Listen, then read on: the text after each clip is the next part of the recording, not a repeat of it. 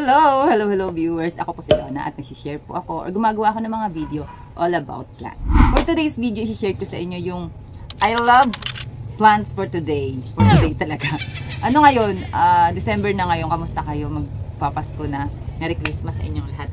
Hindi ako masyadong makapag-upload ng vlog kasi ang dami namin Christmas party. 3 ata or 4 yung Christmas party namin. Kaya sunod-sunod yung Saturday na hindi na babakante. So, ngayon, i-share ko sa inyo, katulad nito. Yan. Ang mga plants na gustong-gusto ko ngayon. Kahit napapabayaan ko sila, nagugustuhan ko sila kasi nagpapakita sila ng mga bagong shoots, ng mga bagong kagandahan nila. Nagpapakute sila sa akin kahit na napapabayaan ko sila konti. Number 1 na plants na gustong-gusto ko ngayon. Syempre, itong nandito sa harapan ko. O, yan. Di ba? Ang ganda, be. Si Anthurium crystallino. Tingnan mo naman, may bagong dahon siya. Oh, ito yung dati niyang dahon, yung pinakalas na dahon. Tapos, ito yung pangalawa, ay yung sumunod, pangalawa. Ito yung sumunod, ang laki niya. Unlike dun sa isa. Kitang-kita mo naman na bagong dahon niya kasi. Ang ganda rin ng bagong dahon niya, tapos dark naman yung luma niyang dahon. Ang ganda, diba? Pak na pak yung kagandahan niya, bi. Nanggigigil ako, oh. Kitang-kita yung mga veins, no? Ang ganda ng mga dahon pag kitang-kita mo yung mga veins. Ayan talaga yung nakakapag-attract ng ng mga mata ng mga plantita, kaya napapabili ng mga halaman, ganun. Di ba, laki niya, oh. Ang cutie. Oh, nagustuhan niya dun sa pwestong pinaglagyan ko sa kanya. Buti na lang nilagay ko siya dun. Ang cutie niya, medyo nagmura na yung mga ngayon, mga anthurium ngayon, kaya kering-kering nang bumili ng mga ganito. Ang kapal ng dahon. Itong bagong dahon hindi pa masyadong makapal. Pero ito, ang kapal ng dahon. Di ba? Ang cute. Number 2 na plants na gustong-gusto ko ngayon ay itong cuttings ko ng Florida Beauty. Kasi medyo kinabahan ako sa kanya na akala ko baka parang matutunaw siya. So pinalitan ko siya ng potting mix. Ay naku be, ngayon naman pasuloy na yung bago niyang dahon. Top cut ito. Meron pa akong mga hindi top cut, pero ito talaga yung nagustuhan ko kasi naglalabas na siya ng baby niya or yung baby leaf niya. Ay, successful itong. Medyo marami naman na akong na-propagate na successful sa Florida Beauty ko na to. Kaya lang, ngayon tuwan-tuwa ako kasi, di ba yung variegation niya super, super high. Pagka kasi mataas masyado yung variegation ng plants natin or yung one leaf na cuttings natin, medyo kabado tayo or medyo 50-50 yung, or medyo mabagal, ganon. Kahit mag half moon lang yan. Yung mabagal yung pagkaroon ng mga bagong dahon niya. Buti na lang dito, hindi siya natunaw, hindi siya, muntik pa lang matunaw, pero goods na goods kasi meron na siyang bagong dahon na palabas, so nakakatuwa. Kaya, favorite ko siya ngayon, bantay sarado siya sa akin ngayon kasi, syempre, alam mo na, para, pag bagong dahon kasi nalalabas, kailangan, bantayan mo kung hindi siya pwedeng madikitan ng kung ano-anong o kaya malaglagan o mga gano'n kasi mabilis maputol. Number 3 na plants na favorite ko ngayong mga panahon na to ay itong nabili kong jade satin aurea. Gandang-ganda ako sa lumabas na sa kanya, dahon sa kanya. Nabili ko siya ng 1 leaf lang, nasa 400 or 800 ata. Mga gano'n, nakalimutan ko na. Tapos, may lumabas siyang bagong dahon. Ang ganda ng variegation. Tapos, ay naku, well-rooted na At ang masaklap doon, nalimutan ko siyang tanggalan ng palitan ng paso kasi yung paso na pinaglalagyan ko sa kanya pala ay walang butas. Ayan, wala siyang butas. Ngayon, papalitan ko siya ng paso. Tapos, siguro gagawin ko sa kanya ay ililipat ko siya ng maganda-ganda pwesto kasi parang naglegi yung dahon niyang bago. So, ililipat ko siya ng medyo mas malight pa kasi malamang sa malamang na to sa akin. Nag-acclimate na dito sa pwesto ko kasi na siya, naglabas na ng panibagong dahon. So, lilipat ko siya sa ibang pwesto na medyo malight para hindi mahaba yung petiole ng ng dahon niya. Ay, ang ganda niya, 'di ba? Number 4 na favorite ko ngayong halaman ko ay itong nabili ko nung nakaraan, yung in-unbox natin yung Hoya Chivida ovata. This Chivida ovata, ayan, favorite ko rin yung plants na yan ngayon. Nung nakaraan, pinropagate ko siya. Tapos, pinutulan ko siya kasi ang haba na niya. Kasi, acclimate na talaga siya dito sa akin. Gawa ng, kitang-kita mo na marami ng mga dahon na lumalabas sa kanya. May mga babying dahon na nagsisilibasan. So, ready na siya i-propagate, kaya pinropagate ko na siya. Ang ganda ng mga veins niya. Bilog na bilog yung mga dahon niya. Pwede to sa pangbagong taon talagang. Pampaswerteng plants. Ang Hoya naman kasi, pampaswerteng plants din siya. Isa rin siya sa pampaswerteng plants. Pero, ang magaganda sa kanya, or mas maswerteng ano sa kanya, good vibes siya or mas maswerteng vibes para sa mga Hoya ay yung mga bilog-bilog talaga. Tapos yung mga labas na labas yung veins. Kasi na-research ko rin yan ng mga nakaraang kong video. Number 5 na favorite plants ko ngayong mga panahon na to, ngayong December, ay etong nabili ko nung nakaraan pa to, parang magwa 1 month na ata to. Mabagal sila magkaroon ng mga bagong dahon na. Kasi itong mga Scindapsus na to, medyo matumal talaga yung paglalabas ng mga bagong dahon, tsaka mga bagong ugat niya.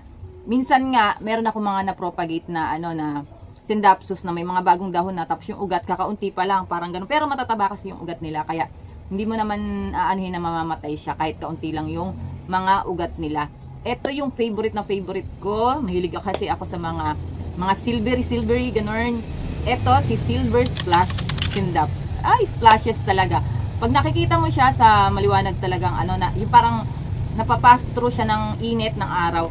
Nagkikislapan talaga yung mga dahon niya, talagang nagsisilvery talaga siya. Gandang-ganda ako sa kanya, be. Sana mapadami ko to, sana mapa-lash ko siya. Ililipat ko na lang siya ng ibang paso pagka medyo okay na siya, kasi acclimated na to sa akin ngayon, gawa ng dalawa na yung dahon. Nabili ko kasi siya isang dahon lang, parang mga nasa 850 ata yung bili ko sa kanya nung nakaraan. Pero medyo nagmura na rin naman ngayon yung mga Scindapsus, so pwede mo na siyang ma-afford ngayon or mabili ngayon pang gift mo sa sarili mo.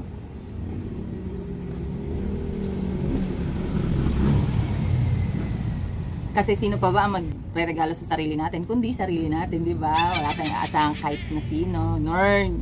Number 6 na plants na favorite ko ngayon ay itong super tangkad ko ng, pinropagate natin to siguro mga 2 months ago or 3 months ago, mga ganun. Si Epipremnum pinatum albovar. Ang haba. Ito naman kasing mga Epipremnum pinatum na to, mabilis siyang i-propagate kahit variegated pa yan siya, kahit aurea pang variegation niya or yung high var talaga siya, mabilis siyang i-propagate. Yun nga lang, ang gamitin nyo ay pagka magpo-propagate kayo ng mga ganyan, mga high var, mas maganda mag-sphagnamos kayong gagamitan nyo ng sphagnamos. Kasi kung yung 50-50 kayo sa soil mix nyo na medyo basang-basa, ganun, parang hindi kayo sure na mabubuhay doon yung Scindapsus, yung Epipremnum nyo, lalo na ang ganda ng variegation, high var talaga siya. Mas maganda gamitin nyo sa kanya ay sphagnum.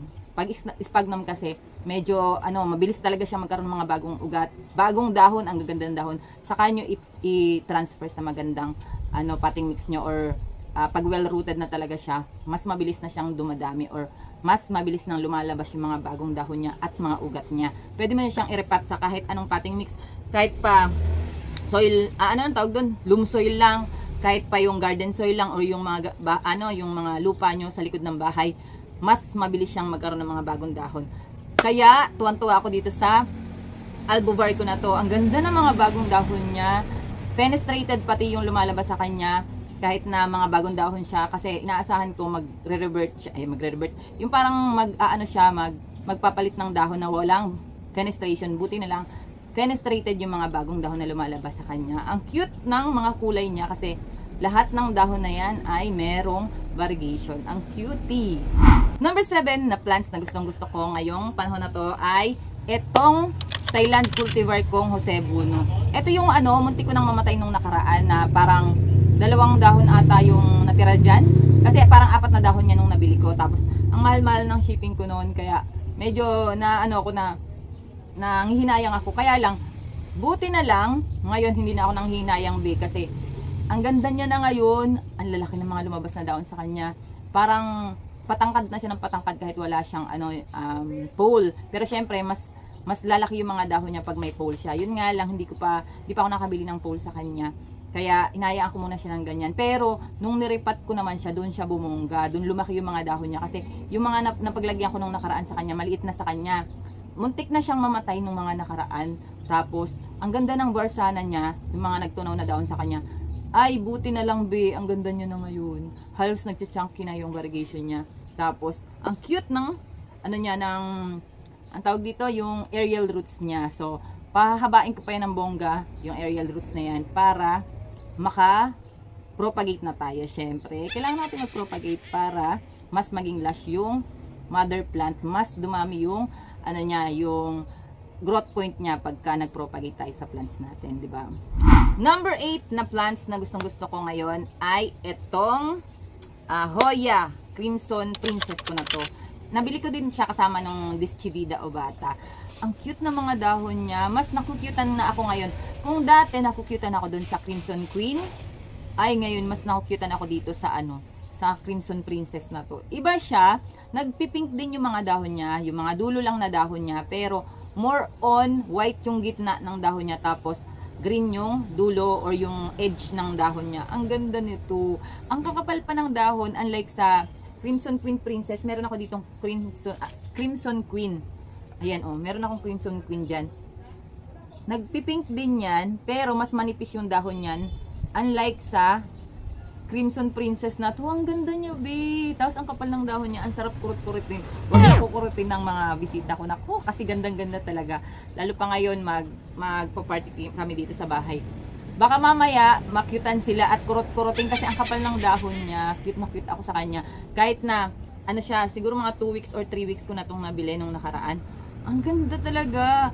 Akala ko matagal siya mag-acclimate.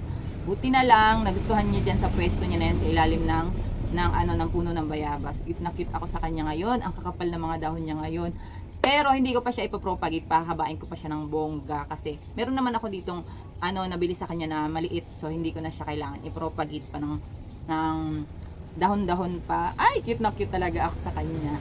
Yung maliit na lang siguro yung ipopropagate ko per leaf sa kanya. Pero itong pahahabain ko na lang to ng bongga para mas pa siya, mas kasi siya, mas elegant or mas siya tingnan pagka mahaba siya.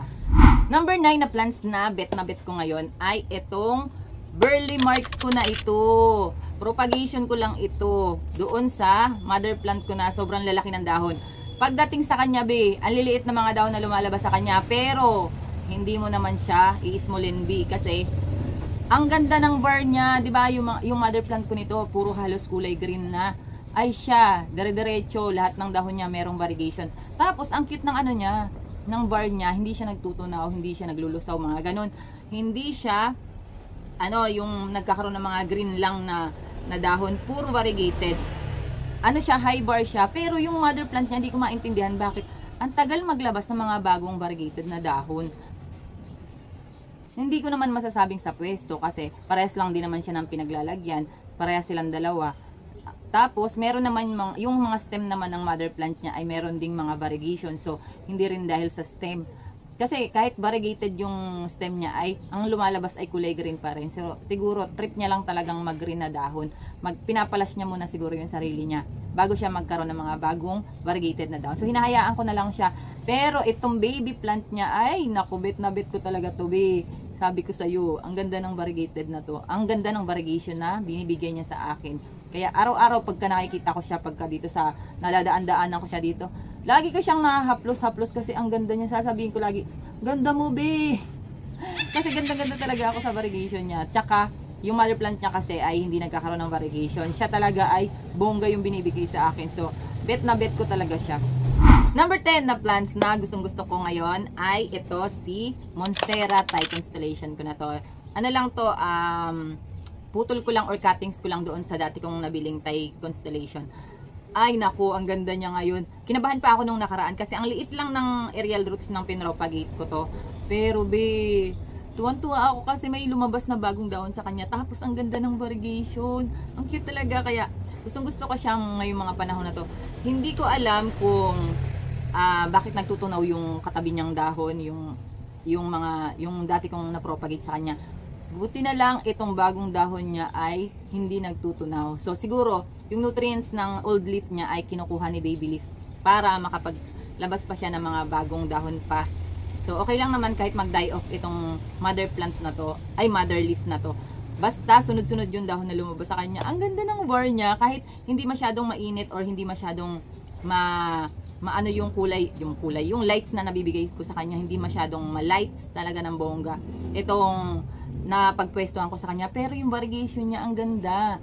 Yung dahon niya talaga, be, panlaban talaga yan. Mahirap mahirap din mag-alaga ng mga Thai Constellation kasi siya, lapitin siya ng tunaw or tunawin siya, ganun. Kung meron kayong mga bagong Thai constellation tapos gusto nyong i-repat, meron akong suggestion sa inyo na panoorin nyo tong video na to para sa tips natin sa pag re-repat ng Thai constellation. Ayan.